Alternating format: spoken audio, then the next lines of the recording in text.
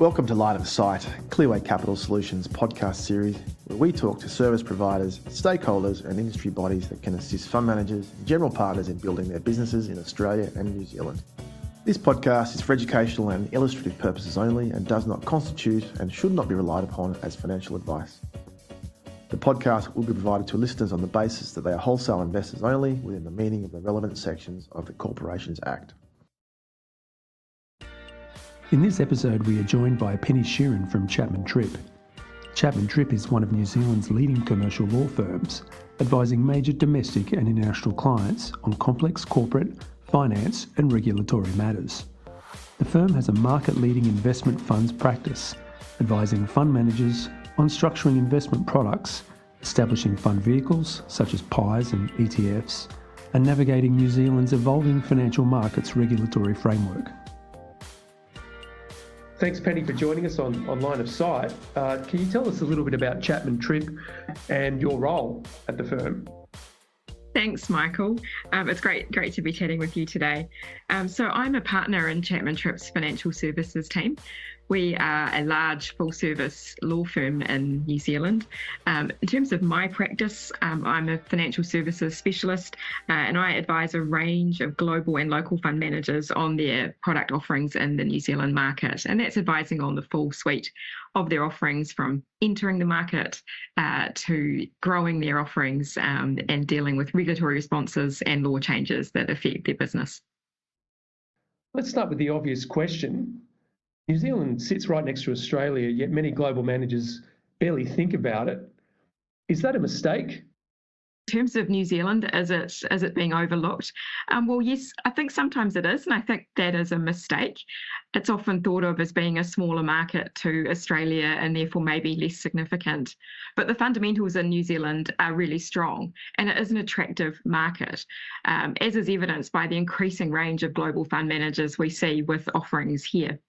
We have a range of sophisticated investors and quite a mature institutional market in New Zealand.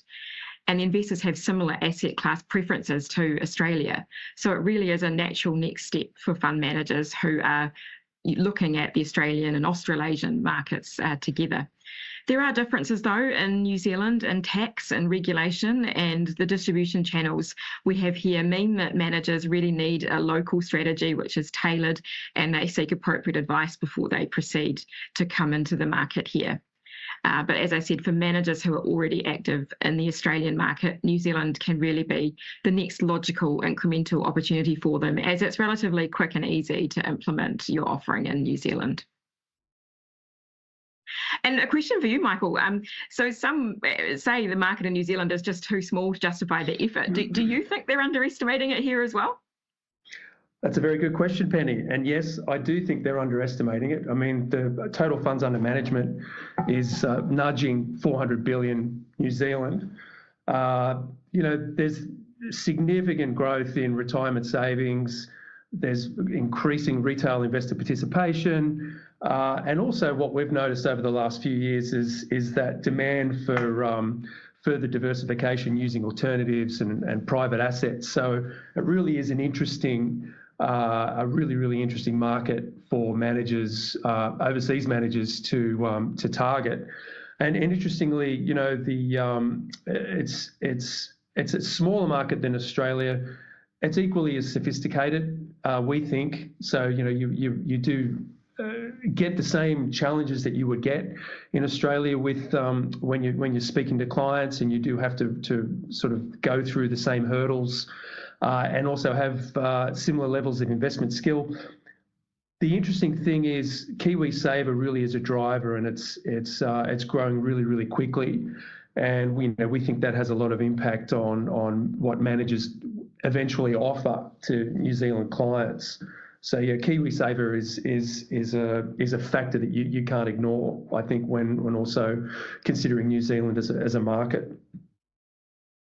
And which I guess is a segue. Yeah, it's a segue into my next question. From your perspective, KiwiSaver is dominating.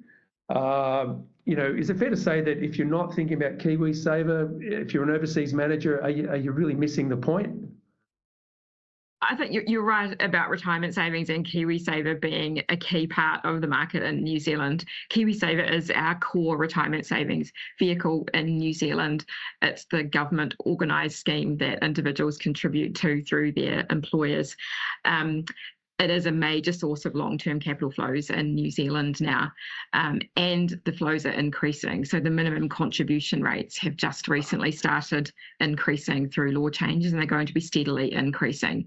And the current government or National Party has committed to continued increases. They're looking at the combined rate of 12% by 2032. Now, whether that actually happens, obviously, is dependent on our new government that we'll have later this year, but the trend certainly is towards increasing contributions. And as people's balances are getting bigger, they are getting more interested in their balances and what they're invested in. We're seeing increasing diversification on offer. So there are a lot more international assets available than we had in the past. There are growing allocations to alternatives, and investors generally are just looking at a wide range of options that they have for their KiwiSaver investment. Access to KiwiSaver, though, requires more regulatory work and appropriate fund structures to be in place to optimise outcomes for investors. Institutional investors globally have been increasing their allocations to private markets. Do you think New Zealand is following that trend, Michael, or have you seen New Zealand as someone who's lagging behind? Yeah, we're seeing that a lot. With all our conversations with clients in New Zealand, we're seeing increasing allocations to private equity, private debt, infrastructure, and we're seeing a kind of almost a barbell approach where we're seeing a lot of passive allocation in the sort of the plain vanilla asset classes, and the clients are kind of matching that with at the other end of the spectrum with a hefty kind of allocation to private assets. Say using New Zealand Super Fund as an example, their alternative allocations at the end of the day are sort of nudging up around 35-40%. The New Zealand clients are looking for diversification. They're looking for yield. Public markets are volatile, and I think that they can see, by balancing out that public market exposure with an allocation to private markets, they're getting that balance. Yes, and passive investing certainly has transformed many markets, including, I think, in New Zealand. What do you think? Do you think New Zealand is heading down the same path? Yes, it is. I was at a conference last year in New Zealand, the RIA conference, and most of the sponsors at the RIA conference were ETF providers or index providers. So there's strong growth in ETFs and index funds, and I think that's a natural reaction to the way that the market's structured and to KiwiSaver. The managers are fairly kind of they adapt quickly to changes in the market. So that's why we're seeing a lot of ETF providers, a lot of index funds, and KiwiSaver schemes are using passive building blocks, and then they're sort of putting their some other clients, again, like I said before, are barbelling it with private assets. And ETF's really similar to Australia. Again, it's an analogue of Australia. It's cost efficiency, it's transparency. They're easily available on platforms. And we just think it's going to continue. And if you don't have and we do think it's going to continue. We think passive adoption is really going to be a big part of the future. But active strategies are still going to be important. And again, the clients will be seeking out managers that are showing a lot of investment skill in active strategies, and they'll be marrying it with their passive building blocks. Penny, while we're talking about KiwiSaver and we're talking about index funds and we're talking about fund structures, one question that just keeps coming up over and over again with New Zealand clients is the question of, PI funds. We're advising a lot of our offshore managers how central the PI structure is in New Zealand. Why does it matter so much? Yes, you're right, Michael, to say that the PI structure is so central in New Zealand, and it really does matter. It really offers great tax advantages for investors, and that's become so accepted in the New Zealand market as almost the standard position to be receiving. So the PI structure offers a cap of the tax at a rate of 28%, and you can compare that to our 39% top tax rate. So there's a real saving there immediately, but there are also savings in the lower tax brackets as well. It also offers simplified investor administration. So the PI pays the tax on behalf of the investor. So generally it's a final tax. If you've got your PIR, your PI tax rate specified correctly, then as an investor, you don't need to put your PI tax income in your tax return each year. So it really makes life a lot easier for investors as well. Most, if not all, retail KiwiSaver funds are structured as PIs. It's very much the dominant structure in the New Zealand market. And it really makes New Zealand domiciled products more competitive in the New Zealand market versus offshore funds that are offered directly into the New Zealand market. Yeah, so it's important for tax-paying clients particularly. What does PI stand for our offshore listeners? Yes, Portfolio Investment Entity. So look, if a global fund manager flies into Auckland tomorrow, what can they actually do without triggering any regulatory issues in New Zealand? Yes, that's a really great question, Michael. So they can absolutely engage with wholesale investors in the New Zealand market without triggering any licensing or other requirements. They just have to know what the wholesale investor thresholds are in New Zealand and make sure that the people that they are dealing with meet those thresholds. So, for example, there are a range of exemptions, for when you're dealing with large entities, investment businesses, people who are meeting investment activity criteria, or government agencies who are all regarded as wholesale investors. There's also a couple of other categories of eligible investors who are basically experienced investors, and also investors who will be investing a minimum of 750,000 New Zealand dollars or more into the product on offer. So if managers are engaging at that level, then they can go ahead and do that without worrying about the licensing market. And there's just very limited compliance obligations that apply in the wholesale space, such as fair dealing type requirements, which they will be complying with anyway under international rules around not being misleading and deceptive, for example. So the sorts of activities that that global managers can undertake when they're coming into the New Zealand market include relationship building activities, meeting these investors, strategy presentations, for example, and market testing arrangements. They should be aware, though, that in some cases they will need to put warning statements in their documents. So depending on the types of investors they're engaging with, it could be that warning statements are required or even investor acknowledgements are required.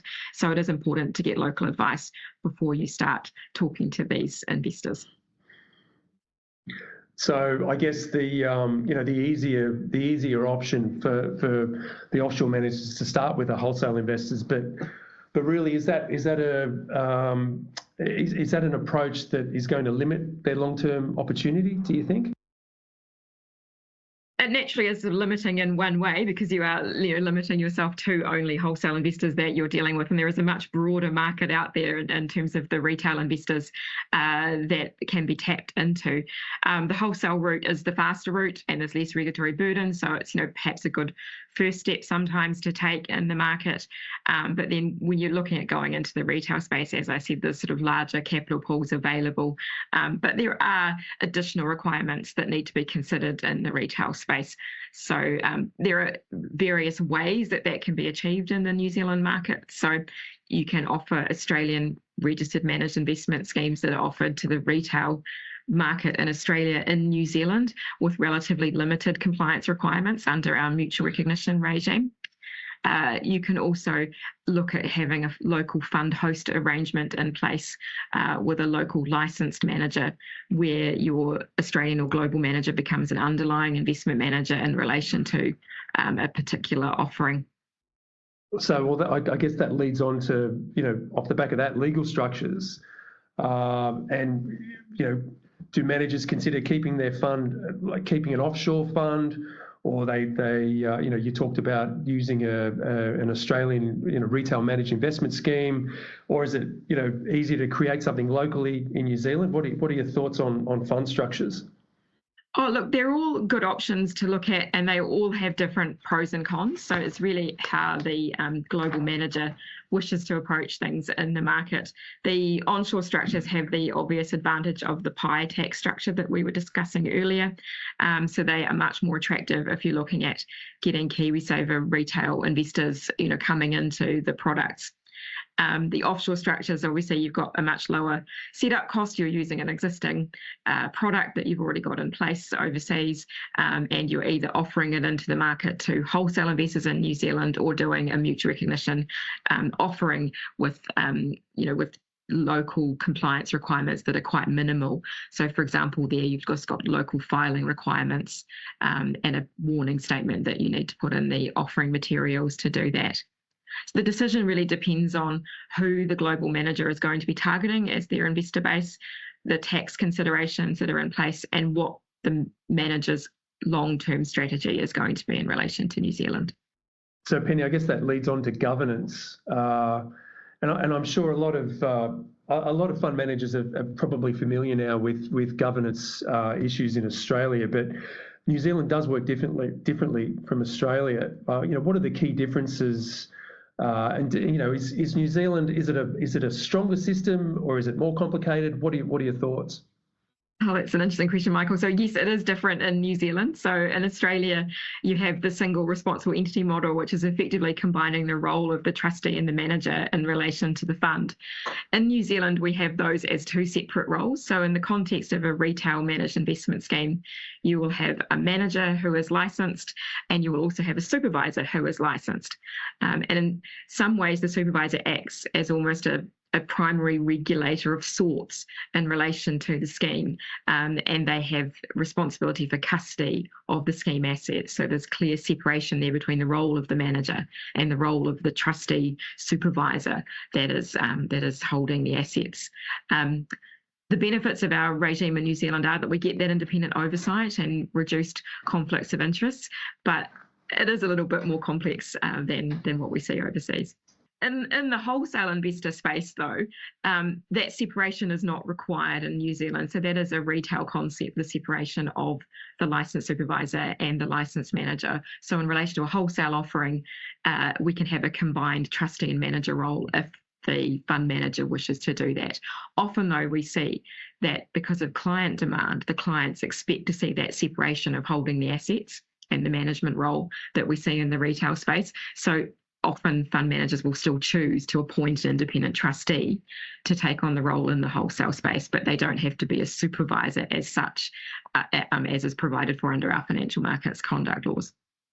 Okay, well, look, another conversation that we have constantly with clients in New Zealand is ESG, and it's an important it's not an important concept, but it's an important part of asset management in New Zealand. And I guess for managers, overseas managers looking at New Zealand and asking the question, is ESG in New Zealand a genuine integration, or is it just a branding exercise? It's a controversial question. We know what the answer is, but we would love your thoughts on that. Yes, so look, ESG integration is now pretty mainstream in New Zealand in KiwiSaver and in retail funds. Virtually all New Zealand managers are incorporating some form of responsible investing ESG into their decision-making to some extent. At a minimum, we see that managers are implementing prohibitions of illegal investments, so things like cluster munitions and nuclear weapons, with default funds in the KiwiSaver space required to also exclude fossil fuels. Many retail managers are also applying negative screening for things like tobacco and other sin sectors. There are very few positive impact funds, though, that we're seeing in the retail sector. We have also had the recent removal of retail fund managers from New Zealand's climate-related disclosures regime, and I think that is likely to lead to some reduction in ESG-related disclosure in the short to medium term. However, what we're seeing is many fund managers actually have already made existing public commitments that they wish to honour, including climate-related goals or membership of ESG and responsible investing bodies, which are still requiring or encouraging periodic ESG disclosure. And in some cases, there's also disclosure required by other laws of overseas jurisdictions that are involved here. So there is some potential for some retreat from public commitments post-CRD, but that I think also is an opportunity for some fund managers who are looking for a competitive advantage here to position their offering in the ESG space and the responsible investing space as something attractive for investors in New Zealand. It's an area our Financial Markets Authority takes quite an interest in. We've seen some guidance from them coming out around this, and they are focused on disclosure, on anti-greenwashing standards, and making sure that investors are understanding what they're actually investing in and that it is something that meets their needs that they've identified. The next phase, though, is likely to involve something a bit more. I think there'll be some more focus around measurable impact and sustainability metrics that we haven't always seen yet. We might also see some of the international developments coming through around nature-related financial disclosures, but I think they're probably unlikely to arrive in New Zealand just at the moment under the current government regime, given the CRD rollback that we've seen. So Penny, given everything that we've already talked about, if a global fund manager asked you for a practical strategy to enter the New Zealand market, what would you recommend? Yes, look, I think probably starting with the wholesale only strategy is a pretty good one. It's a pretty quick one, and it's a good way to test the market in New Zealand. Offering your product to those investors, having those conversations with those investors, seeing what they are looking for, particularly those sort of professional investors that may also have underlying retail clients. You get a lot of market intel from talking to those investors and just getting started with that wholesale offering. But then I think, looking to grow, looking to move on to things like a platform-led entry with sort of KiwiSaver and the retail platforms, becoming an underlying investment manager there. Some sort of hybrid strategy where you start with wholesale first and then move to onshore later is always a good option. And the choice that's being made there really depends on things like scale, costs, and the long-term commitment that the manager has to the New Zealand market. And if you had to challenge a global fund manager with one idea, what would be your one challenge? What would it be? I'd say don't ignore New Zealand. We may be little, but we are strong and we are interesting and we are a great market to take on. It's a sophisticated market, it's growing, and we're increasingly becoming global in our allocation. So I would say give us a shot, but know that success here requires understanding the New Zealand regulatory and tax nuances carefully, so get some good advice.